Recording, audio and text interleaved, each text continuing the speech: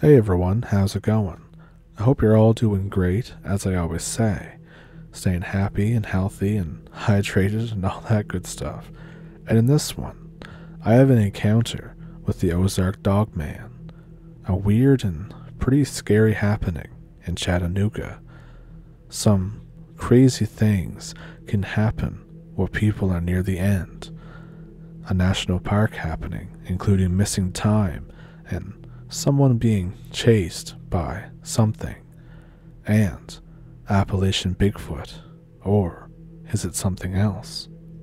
If that sounds like something you're interested in, then definitely pull up a stump with me, and let's jump into it.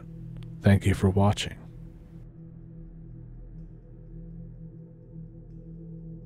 My great-great-grandmother used to sit with people as they were passing. Think of it as like a hospice before there was such thing. But she told other members of my family stories of people being almost angelic and happy as they were dying, and others would scream like they were burning. It was super eerie.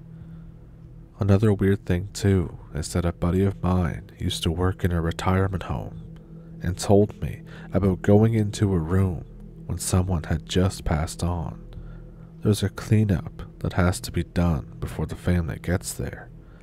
He said that some rooms were peaceful as all get out. Others, though, he said that you would get this deep sensation like you weren't supposed to be there, and he would say out loud, "Okay, I'll come back when you're done." And he'd come back about half an hour later, and everything would be calm.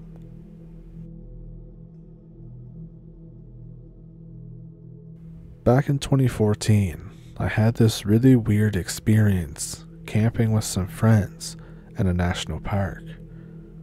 We were there for a few days, and by the third one of the girls that was with us had to go, so my cousin takes her to the entrance of the park. It's something like an hour of trail walking, and the trail isn't super complex. It's pretty much like a really long half circle.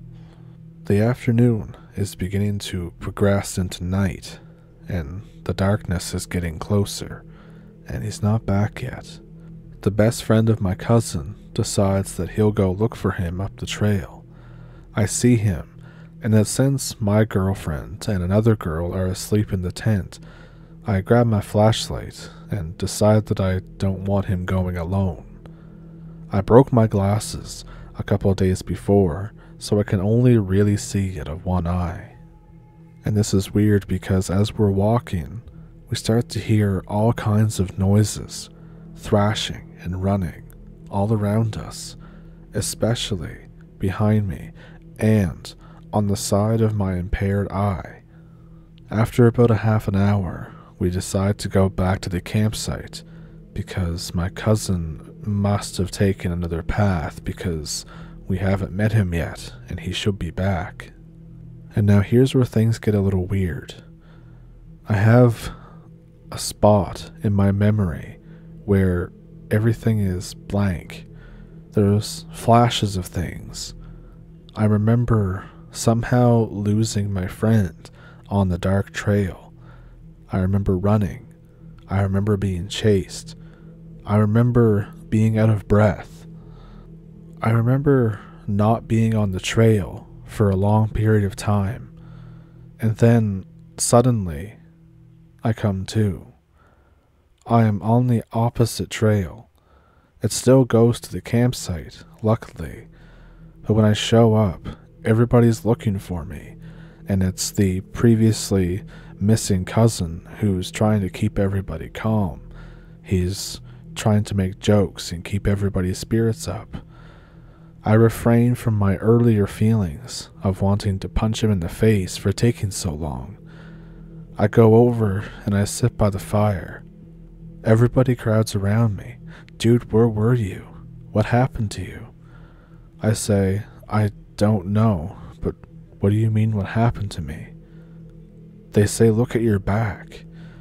Every bit of exposed flesh on the back of me is filled with deep cuts and scratches. The whole back of my shirt is ripped to shreds. I was bleeding all over my shoulders, down the back of my legs. I have no idea what was chasing me, why I was running so fast, and better yet, why I don't remember any of it.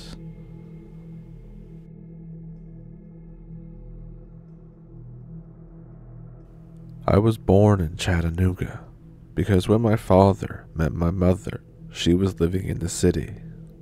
My dad was from the Copper Basin, but was also working in the city. When mom and dad divorced, I moved up to Canada with my mom, and my dad stayed in the south. I've got a couple things that happened. The first one is just when I was a young one. I was spending 2 weeks with my dad and my grandparents. They're not real good at watching me, and they leave me unattended a lot. It's a super nice day. I'm hanging out in the backyard with the dog. My dad went to town. My grandma's asleep on the porch with a lit cigarette. I wander to the back of the property, to the fence, and I see a small gap enough for me and the dog to fit through. Beyond the property is a really thick forest, and being super curious, I decided I wanted to go for a walk. The dog is with me. I'm feeling great. I'm climbing over logs and everything else. I'm marking the ground that I'm walking on by dragging a stick along the dirt. And suddenly I slip. It was off a ledge, maybe 6 feet. The dog is now barking. My butt hurts a lot. I fell on something lumpy. I get up and look. It's a pile of dead, skinned animals. I freak out. I cry. I run back to the house. I wake up my grandma and tell her about the gap in the fence. By the next time that I go there, there was a new fence there, and one that didn't have any holes. I never went into the woods alone after that on the property. And 10 years after that one, I was hanging out with the old dog in the yard. My dad's gotten all weird, worried about me growing up and getting mixed up with boys and stuff. Dad comes out of the house and says, "Hey, let's go for a walk around the woods." By this point, I had totally forgotten about the pile of dead animals, and I agreed. We first walk up to this stupid neon starlight that they have above our town at the top of a hill, and then we walk down the other side of the mountain. He's talking to me about how things were when he grew up and stories and stuff, and tries to start a conversation about something that we both like. We start talking about space and stars. Eventually, I'm like, "Wow, Dad, you know a lot of stuff about astronomy." And we're laughing and talking, and suddenly he trips and lands face first in the dirt. He tripped on a small rectangular stone. It turns out to be a tiny tombstone. We can't make out what it says, except age 2. We look around and notice there's more of them.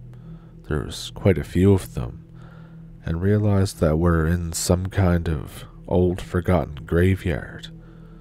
We're trying to read as many as we can when our dog starts losing its shit and barking. We look around. There's a person staring at us from behind a tree 20 feet off. The dog is holding its ground between us and the stranger. I'm so scared that I felt like I was about to pass out, but my dad is weirdly calm about it. They just stare each other down. Dad finally stands off, and this weirdo runs off into the woods, making some kind of whooping noise. As he's running off, my dad stands there silently, watching him run off.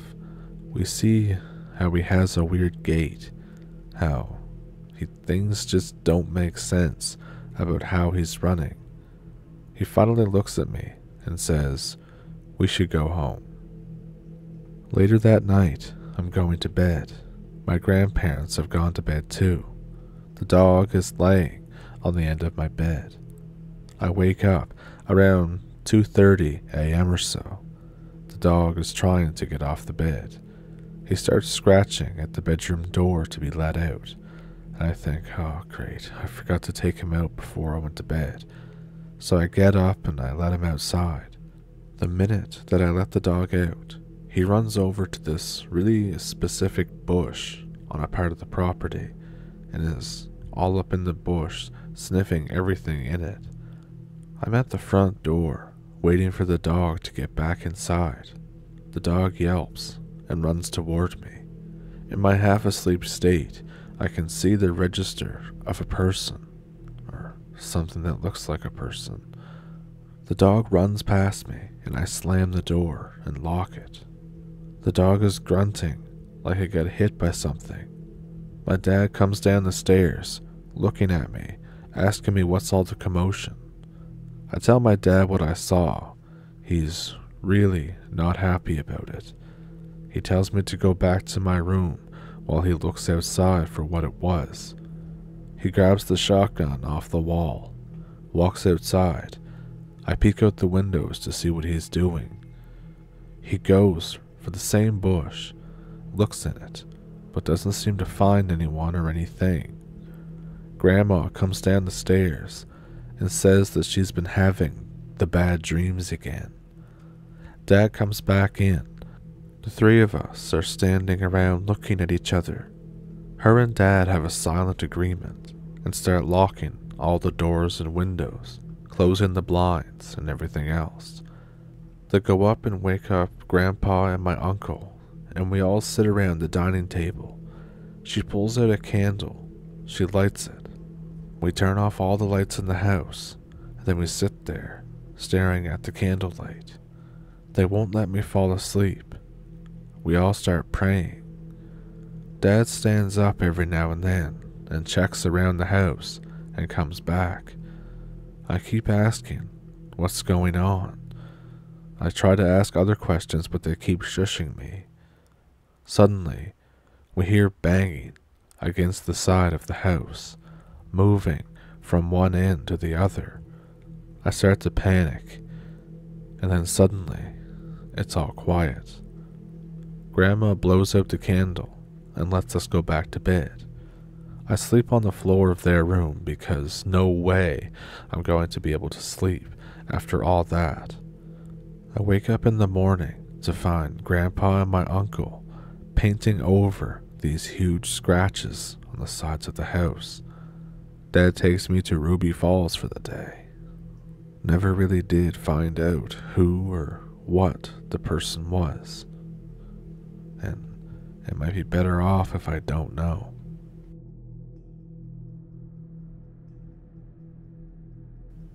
This didn't happen to me, but it happened to my best friend. He calls it his encounter with the Ozark Dogman. His words, not mine. So before this happened, he was already into the paranormal, and he was also somewhat of a gun enthusiast. And he was going on this camping trip deep in the woods on his grandfather's land. There's 500 acres or so, and it's heavily wooded. He grabs his guns and heads out. The trek to the property was pretty uneventful, and after he arrived, he sets up his camp.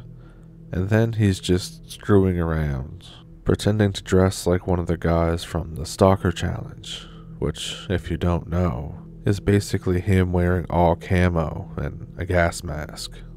So fast forward some more time, and he wants to cook dinner. He's hungry. While he's cooking, he said that there was a slight stink in the air over top of their food. He shook it off, thinking that it was just a nearby animal, like a skunk or something. But it kept progressing. The smell eventually gets unbearable. He gets the idea to put on his gas mask and it's not airtight, so it just makes it a whole lot worse, and he almost vomits in his mask. He said that the smell was at that point moving in a circle. Eventually it dissipated, and they tried to sleep. By they, I mean he had other family with him. It should have been mentioned before, but I'm telling it as he would tell it. So anyway, they tried to go to sleep, and the whole time they had their rifles and guns and stuff close by. In the middle of the night, they heard noises, and the smell comes back again, along with heavy movement. They get up and have guns low at the ready. They see a large, dark figure moving really fast around them in the woods. It gets close, and then they realize it's a black wolf or a really big dog. It gets really close. They fire a warning shot. The dog moves fast away. It gets lit up with the muzzle flash. It's much, much larger than expected. They're all freaked out. The dog ran around them in a circle. All the while, they were now trying to put a round on target. Eventually the dog stops, and they run out of ammo. They said by this point that they lost the dog. Too many flashes. They get reloaded and look around. My friend turns on his headlamp and starts searching. After a minute or so, they saw the figure, and it stood up on two legs from all fours. It then lurched toward them from the light and revealed itself. The creature was basically the stereotypical description of a dogman or a werewolf, proportions and all. But the head was what he really described in detail. He said it was nearly hairless, and some places it didn't even have any flesh. It looked like it was infected with some kind of skin disease. It was panting and staring at them. It started lurching and wobbling toward them. He said that it shook side to side when it walked, and that just the way it walked was so unnerving. It made it almost look like a zombie dog. They ran, and they fired off a couple shots behind them as much as they could, as accurately as they could. One of them turned around, and they started firing into the general direction of the creature. There was a few solid thumps. The creature stopped and lowered itself and howled. He said it sounded identical, or at least as close as you could possibly get, to the one in American Werewolf in London. They ran back to the grandpa's house. It took them a while. They ran inside, startled the grandfather. They were tripping over themselves trying to speak. All they really got out was that there was something out there. My grandfather looked at them like he knew, and like it was back. His grandfather owns over 100 guns for various reasons, but I have a feeling now that the creature may be the main one. So yeah, that's my friend's story about what he calls the Ozark Dogman.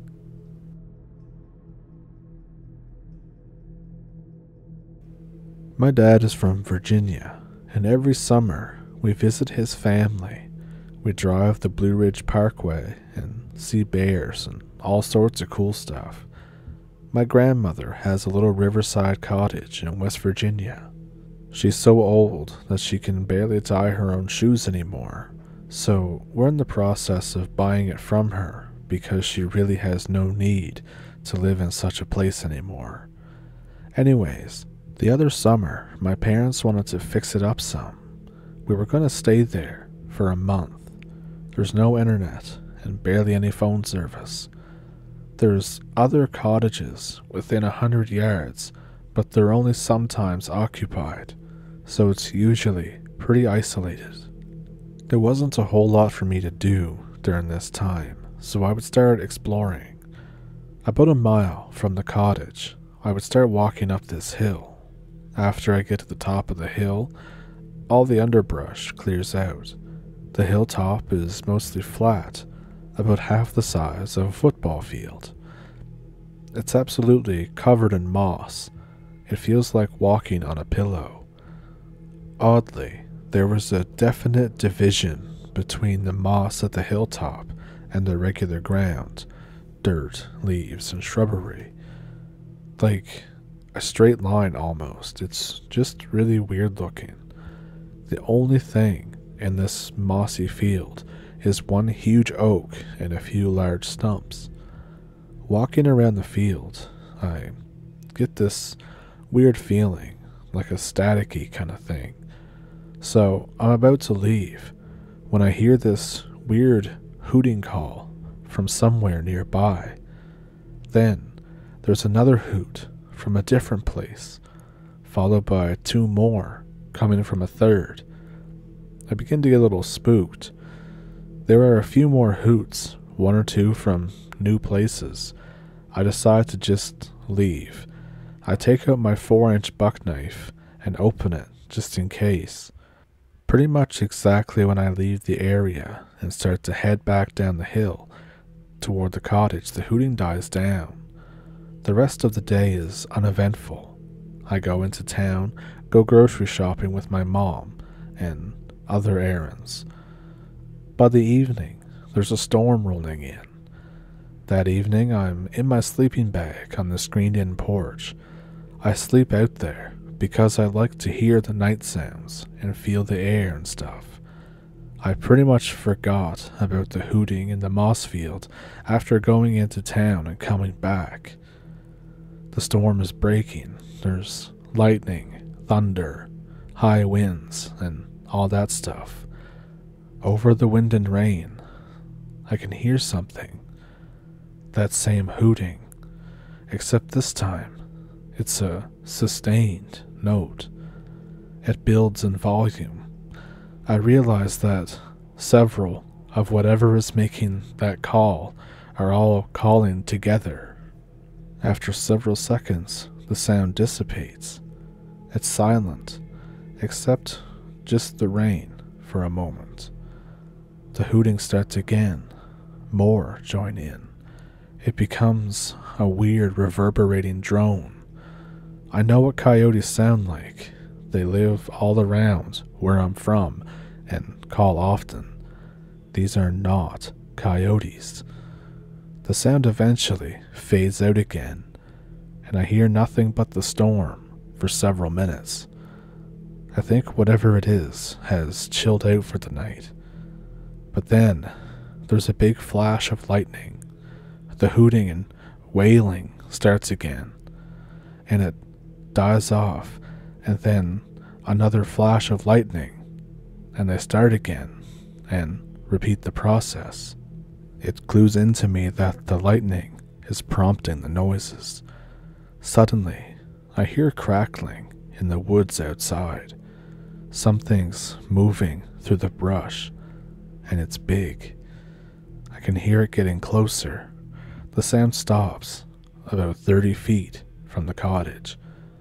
We keep a small yard area around the building clear of leaves, twigs, and all that stuff. So the ground is mostly moss, which doesn't make much noise. My dad has kept a bucket of corn and stuff fermenting in the yard to use as bait for the river carp. I hear the lid being opened, and the lid hits the ground. Then there's sloshing noises, a soft cooing.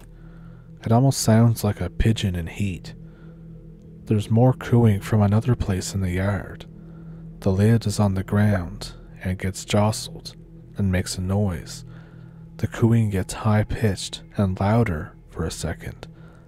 A lawn chair is knocked over, and now there's more noise, like whatever it is getting agitated. I'm contemplating grabbing my flashlight and going outside, but I'm too scared. I stay quiet and huddled in the sleeping bag. I hear something sliding along the screen, not 10 feet from where my head is. I think to myself, this is how I die. The porch door is bumped. something is trying to get in, but thankfully it's locked. There's more cooing now, right at the screen, right above my head. I'm too scared to move, too scared to breathe. Then there's scratching at the screen, and the bucket lid is knocked over again, and I hear high-pitched cooing from that direction. The scratching at the screen moves away. All the noises seem to be fading out. I think, thank God. The lightning flashes again.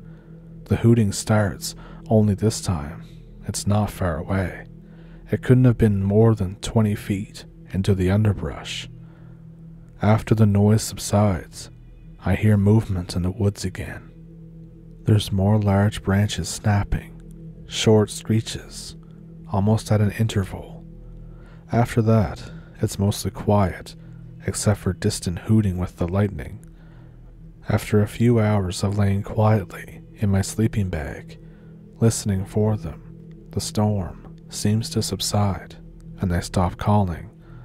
I'm finally able to fall asleep, or more like pass out. The next morning, the chair is knocked over, the bucket of carp bait is spilled everywhere. There's an ornate bird feeder that's missing. I didn't hear anything messing with it, but it's just gone. I want to go check out the moss field, but I'm too scared.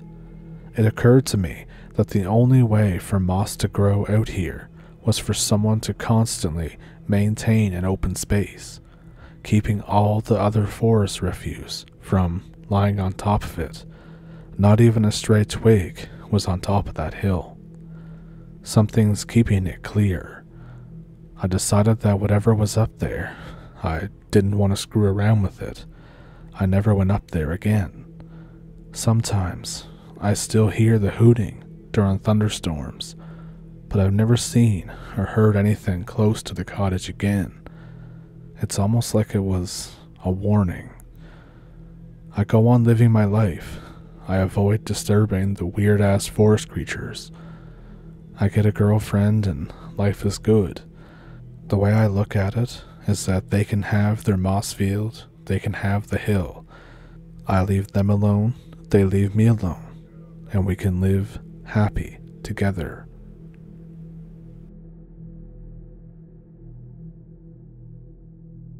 So, what'd you think of those? Let me know which one was your favorite one down in the comments. Do you have one of your own? I have an email in the description below that you can send them to if you want to. And if you sent one and it hasn't been in a video yet, don't worry, it will be. I just like to put them in where they fit, you know. In the description as well is a PayPal and a Patreon if you want to support the channel that way. And if you heard a noise there, that was my cat getting a little too close to the laptop and pulling the charging cable out. And yeah, if you liked the video, then be sure to like the video, subscribe, and all that good stuff. Stay hydrated and exfoliated and all that good stuff as well. And before I repeat myself some more, I think I will see you in the next one. Thank you for pulling up a stump. Thank you for watching. And I'm going to put 2 videos up here that maybe you'll like to check out if you like this video. Yeah, catch you later.